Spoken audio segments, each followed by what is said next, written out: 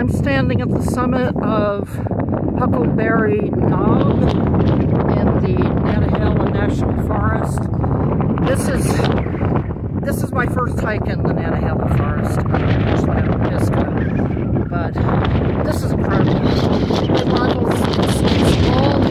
It's very windy, as you can probably hear. Right now I'm looking.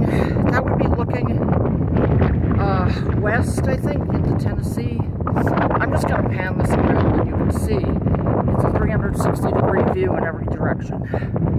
So, I'm just going to pan around. I'm not sure, I don't know this area very well, so I'm not sure what these mountains are. I think those in the distance are the Smokies. I'm not sure what that ridge is there. Probably part of the Unicoi, which is what this is in. This would be looking east. It's like a little bit hazy today.